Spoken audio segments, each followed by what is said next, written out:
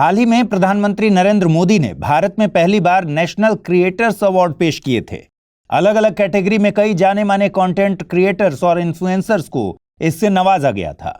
खुद प्रधानमंत्री द्वारा इन पुरस्कारों को दिया जाना कंटेंट क्रिएटर्स की दुनिया के बारे में बहुत कुछ बयां करता है। क्रिएटर्स की दुनिया ने आम लोगों की दुनिया में जो प्रभाव पैदा किया है, ये पुरस्कार उसे पहचान दिलाता है। आज क्रिएटर्स यूट्यूब या फिर इंस्टाग्राम जैसे प्लेटफॉर्म्स का इस्तेमाल कर हमारी जिंदगी के हर क्षेत्र पर प्रभाव डाल रहे हैं। कंटेंट क्रिएशन और तकनीक ने ऐसा ही प्रभाव शिक्षा क्षेत्र में भी डाला है। इसके चलते आज भारत का एजुकेशन सिस्टम एक बड़े बदलाव का गवाह बन रहा है। एजुकेशन और टेक्नोलॉजी के मेलजोल ने पढ़ाई के मायने को बदल कर रख दिया है। भारत 1.4 अरब लोगों का देश है।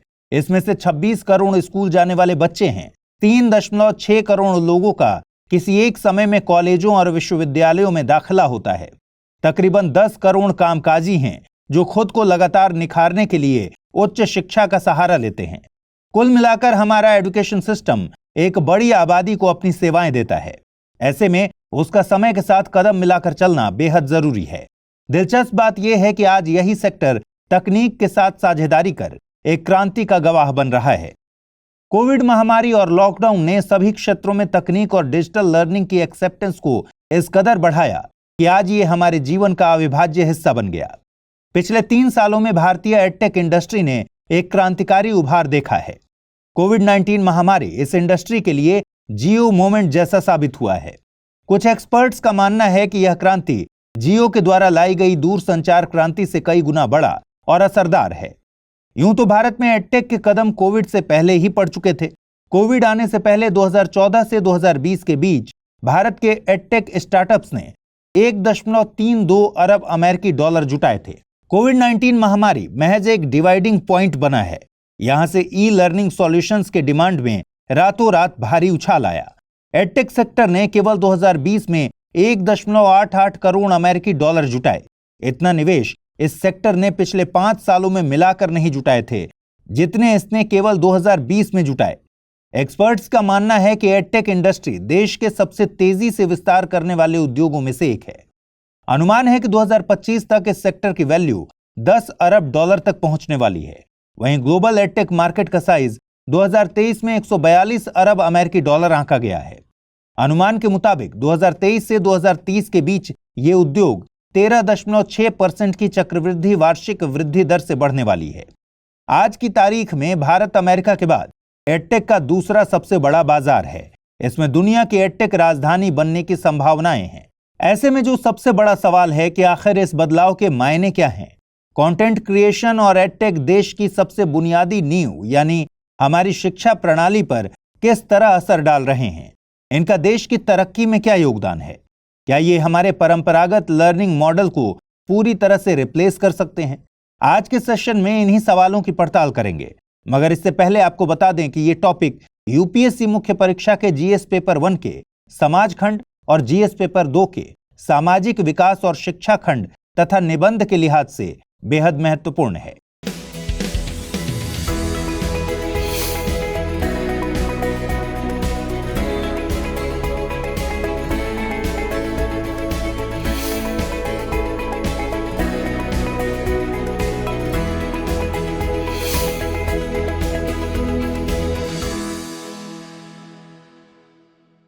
एडटेक की आधुनिक दुनिया को सही से समझने के लिए आपको थोड़ा पीछे चलना होगा और भारत में शिक्षा की यात्रा को थोड़े करीब से देखना होगा।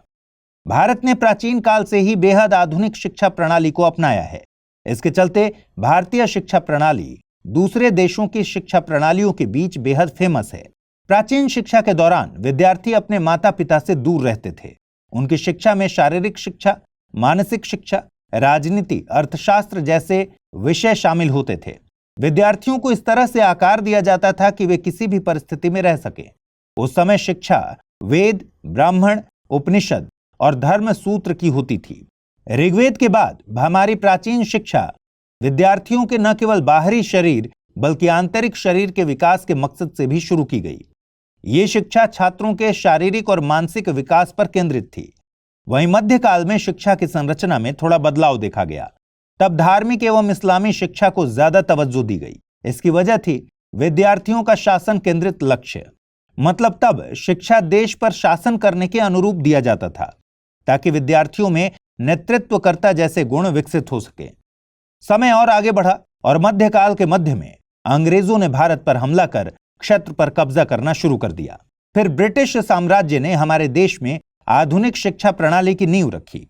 1830 के दशक में लॉर्ड थॉमस बबिंगटन मैकाले ने देश में अंग्रेजी भाषा की शुरुआत की।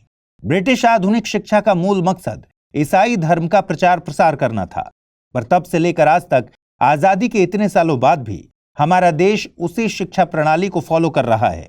हालांकि आज 21वीं सदी का भारत आधुनिक शिक्षा प्रणाली और पारंपरिक प्रतिमान में एक बड़ा बदलाव ला रहा है। आज के इस दौर में शिक्षा और तकनीक ने अटूट गठजोड़ का रूप ले लिया है। तकनीक इसमें गेम चेंजर की भूमिका निभा रही है। क्लासरूम एजुकेशन में यह बदलाव असल मायने में 2010 के दशक की शुरुआत में तब शुरू हुआ जब क्लासरूम में इंटरैक्टिव व्हाइट बोर्ड और टैबलेट को शामिल किया गया। पढ़ाने के पारंपरिक तरीके डिजिटल प्लेटफॉर्म की तरफ शिफ्ट करने लगे। हमारी जिंदगी में डिजिटल टूल्स के आने से मन मुताबिक शिक्षा को ज्यादा बढ़ावा मिला। 2010 के मध्य में मूक्स यानी मैसिव ओपन ऑनलाइन कोर्सेज उभरकर सामने आए। इन्होंने दुनिया भर के ग्राहकों को आसान शिक्षा मुहैया कराने की नींव रखी। 2010 के दशक के बाद आर्टिफिशियल इंटेलिजेंस और मशीन लर्निंग को शैक्षणिक उपकरणों के साथ जोड़ दिया गया। इसने सीखने की व्यक्तिगत और अनुकूल योग्य शैली को आगे बढ़ाया। फिर आई कोविड-19 महामारी। इसने एक झटके में सब कुछ बदल कर रख दिया। क्लासरूम, ट्यूशन, स्कूल, कॉलेज सब पर ताले लगने लगे। बच्चे बड़े और बूढ़े घरों की चारदीवारी में कैद हो गए। लॉकडाउन की अवधि जब बढ़ने लगी तो बच्चों के भविष्य पर अंधेरा मंडराने लगा। कहते हैं आवश्यकता ही आविष्कार की जननी है। कोविड-19 महामारी ने ऐसे संकट को जन्म दिया जहां घर में बंद बच्चों तक निर्बाध शिक्षा पहुंचाना बेहद जरूरी हो गया।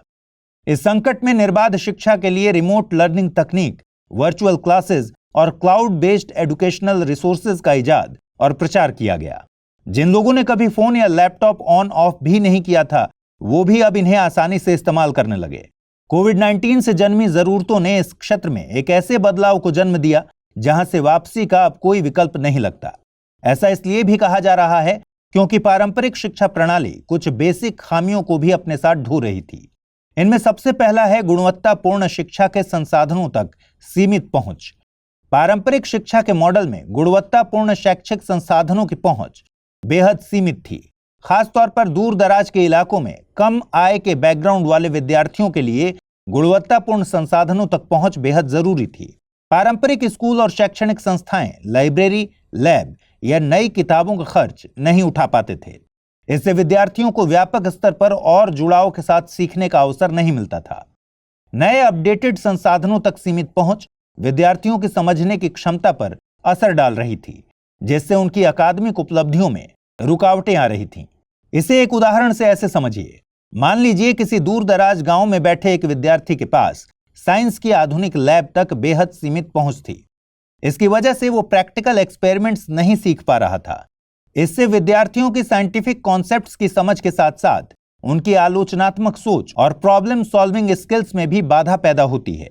इसी तरह एक दूसरी खामी भी रही है सभी के लिए एक आकार वाला दृष्टिकोण, जिसे लोकप्रिय भाषा में one size fits all approach कहते हैं। यह पारंपरिक शिक्षा प्रणाली की बेहद कठोर संरचना को दिखाती है। इस संरचना के तहत हर विद्यार्थी को उनके संस्थान द्वारा पहले से तय सिलेबस और स्पीड के हिसाब से चलना होता है। पारंपरिक क्लासरूम की सेटिंग हर व्यक्ति की जरूरतों के हिसाब से सीखने की व्यवस्था नहीं कर पाती थी। इस अप्रोच में विद्यार्थी की डाइवर्स लर्निंग जरूरतों और क्षमताओं को नजरअंदाज किया जाता है। उनकी व्यक्तिगत क्षमताओं, कमजोरियों और सीखने की शैलियों को भी नजरअंदाज किया जाता है। उनमें रटने की आदतों और परीक्षाओं पर ज्यादा दबाव बनाया जाता है। इससे यहां विद्यार्थी पढ़ाई से अलगाव और प्रेरणाहीन महसूस करते हैं। तीसरी समस्या है व्यक्ति उन्मुख लर्निंग का अभाव। दरअसल पारंपरिक शिक्षा मॉडल में व्यक्ति उन्मुख लर्निंग का दायरा बेहद सीमित था। इसे खास जरूरत वाले विद्यार्थियों के मामले में ही उपलब्ध कराया जाता था। बाकी मामलों में विद्यार्थी अपनी पूरी क्षमता का एहसास करने से वंचित रह जाते थे।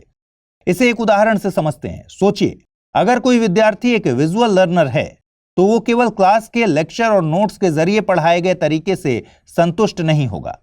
पारंपरिक शिक्षा मॉडल में पढ़ाई क्लास के लेक्चर या नोट्स तक ही सीमित होती थी। पर एडटेक के जरिए अगर उस स्टूडेंट को विजुअल एड, इंटरैक्टिव सिमुलेशन या एडेप्टिव लर्निंग प्लेटफॉर्म मुहैया कराया जाए तो वो कंटेंट उसके सीखने के तरीकों में फायदा पहुंचाएगा, जिससे उस बच्चे की समझ और याद रखने की क्षमता में सुधार होगा। ऐसी ही एक समस्या रही है सीमित सहयोग और इंटरैक्टिव लर्निंग अपॉर्चुनिटीज की। पारंपरिक शिक्षा का मॉडल शिक्षक केंद्रित अप्रोच पर आधारित है। इसमें टीचर लेक्चर के जरिए स्टूडेंट्स को पढ़ाते हैं। इस अप्रोच में स्टूडेंट कोलैबोरेशन, इंटरैक्टिव डिस्कशन या ज्ञान के व्यावहारिक अनुप्रयोग के लिए बेहद कम जगह बचती है। पारंपरिक क्लासरूम्स में छात्र शिक्षक अनुपात ज्यादा होने के चलते स्टूडेंट्स का आपस में अर्थपूर्ण सहयोग और बातचीत मुमकिन नहीं हो पाता।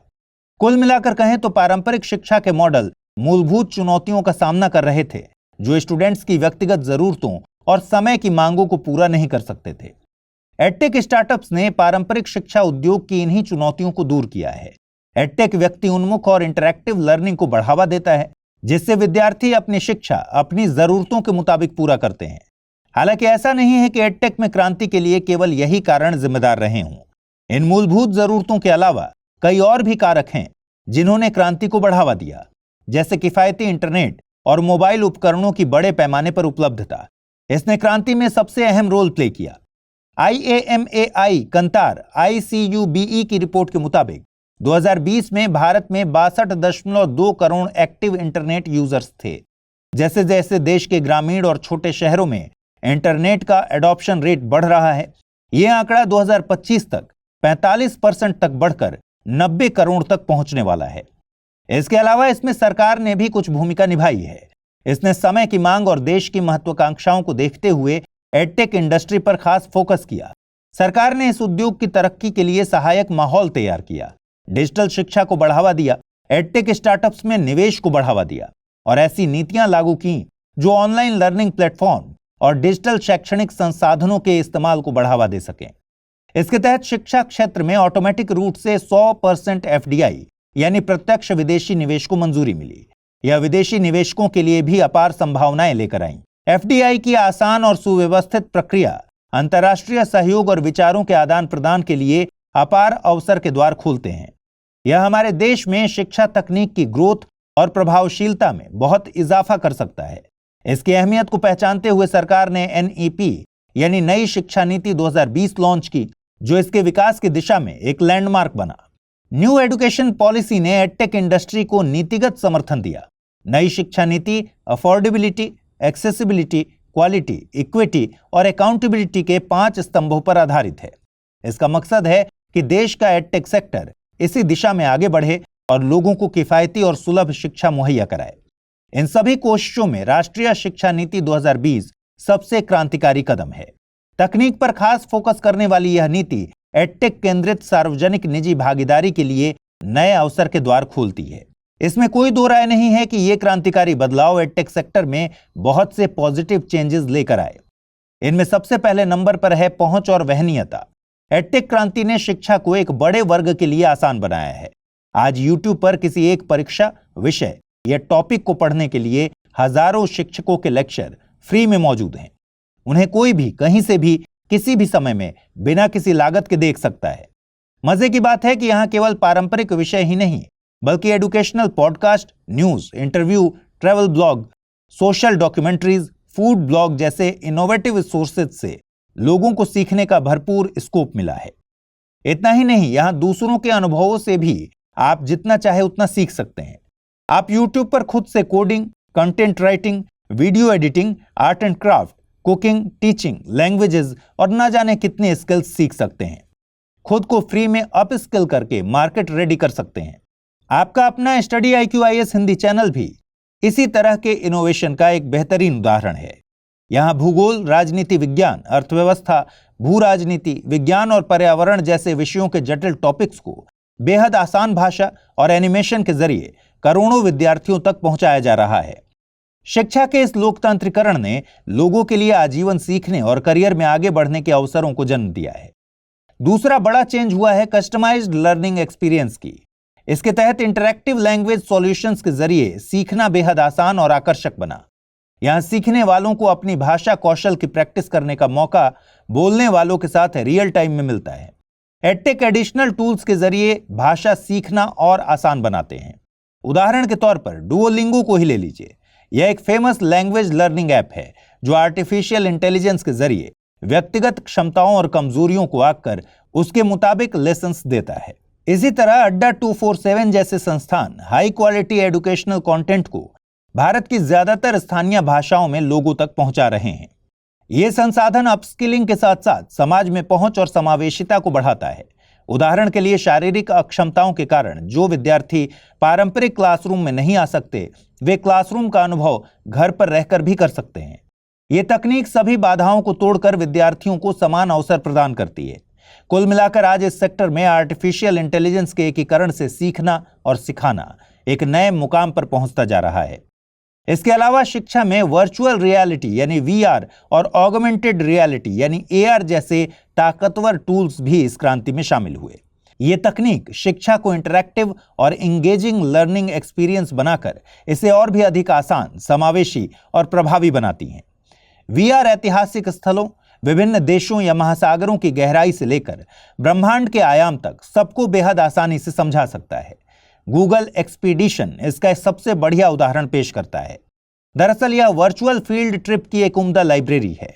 यहाँ स्टूडेंट्स चीन की महान दीवार, माचू पिचू या अंतर्राष्ट्रीय अंतरिक्ष स्टेशन जैसे डेस्टिनेशंस के वर्चुअल दौरे कर सकते हैं। इससे स्टूडेंट्स के लिए सीखने की प्रक्रिया बहुत आसान और यादगार बन जाती है। ये डिजिटल लाइब्रेरी से लेकर एजुकेशनल ऐप्स और ऑनलाइन कोर्सेज सहित सीखने का दायरा बढ़ा देता है। एडवांस तकनीकों से lace virtual lab, simulation software और कोडिंग प्लेटफॉर्म सीखने का प्रैक्टिकल तरीका भी ये मुहैया करा रही हैं। 3D और इंटरैक्टिव सिमुलेशन में स्टूडेंट्स जटिल वैज्ञानिक घटनाओं का पता लगा सकते हैं, वेरिएबल्स में हेरफेर कर सकते हैं और नतीजों का रियल टाइम में ऑब्जर्वेशन भी कर सकते हैं। ऐसे प्रयोग स्टूडेंट्स की समझ को बढ़ाकर उनमें जिज्ञासा और खोज की भावना का विकास करते हैं। सिमुलेशन सॉफ्टवेयर स्टूडेंट्स को मानव शरीर रचना विज्ञान या आणविक संरचनाओं के अलावा स्ट्रक्चर्स, सिस्टम्स और प्रोसेस के वर्चुअल मॉडल्स के डिजाइन बनाने और उसका टेस्ट करने में मदद करते हैं। इन सॉफ्टवेयर्स के जरिए स्टूडेंट्स व्यावहारिक तरीके से समस्या का समाधान करना, आलोचनात्मक सोच कौशल और डेटा का विश्लेषण तथा व्याख्या करने जैसे कौशल सीख जाते हैं। ऐसे ही चौथे नंबर पर है ग्लोबल आउटरीच। दरअसल वर्चुअल क्लासेस के जरिए भौगोलिक और भौतिक सीमाओं से आगे बढ़कर दुनिया भर के स्टूडेंट्स और टीचर्स को एक मंच पर जोड़ा गया है। इससे वैश्विक सहयोग और सांस्कृतिक आदान प्रदान के लिए बहुत सारे अवसरों का निर्माण हो रहा है। साथ ही मूक्स यानी मैसिव ओपन ऑनलाइन कोर्सेज के इजाफे ने भौगोलिक, सामाजिक और लिंग आधारित बाधाओं को खत्म किया है। लीडिंग एजुकेशनल इंस्टीट्यूशंस और इंडस्ट्रीज के एक्सपर्ट्स आज मूक्स ही ऑफर करते हैं। ये दुनिया में सीखने वालों को हाई क्वालिटी कंटेंट दे सकते हैं। ये आपके लिए आजीवन सीखने की सुविधा मुहैया करा सकते हैं। आज एडटेक क्षेत्र में क्रांति लाने में हमारी सोसाइटी का हर तबका लगा है। निजी क्षेत्र से लेकर सरकार, स्कूल और कॉलेज तक हर कोई क्रांति का हिस्सा बन रहा है। इसका सबसे बड़ा उदाहरण अमेरिकी ऑनलाइन एजुकेशनल प्लेटफॉर्म कॉर्सेरा है। इसे 2012 में स्थापित किया गया है।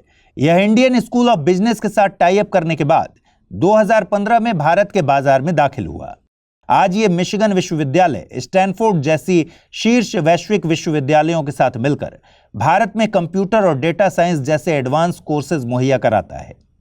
इसके सीईओ जेफ मैगियोनकाल्डा के मुताबिक भारत अमेरिका के बाद उनके प्लेटफॉर्म का दूसरा सबसे बड़ा इस्तेमालकर्ता देश है। ऐसे अंतर्राष्ट्रीय और राष्ट्रीय ऑनलाइन प्लेटफॉर्म और लर्निंग साइट्स भारत में तेजी से बढ़ते एडटेक सेक्टर को और मजबूत बना रहे हैं। ऑनलाइन प्लेटफॉर्म्स के अलावा आज स्कूल और कॉलेज भी तकनीक आधारित बुनियादी ढांचे, स्मार्ट क्लासरूम, प्रोजेक्टर आदि के विकास में बड़े निवेश कर रहे हैं। आखिरी बदलाव है स्किल्स में मौजूद गैप को कम करना। आज जॉब बाजार तेजी से प्रतिस्पर्धी हो रहा है। ऐसे में युवाओं में खास कौशल का होना जरूरी है। Edtech startups coding, data analysis और डिजिटल मार्केटिंग जैसे इन डिमांड स्किल्स को टारगेट कर कोर्सेज पेश कर रहे हैं और यहां मौजूद गैप को भरने की कोशिश कर रहे हैं।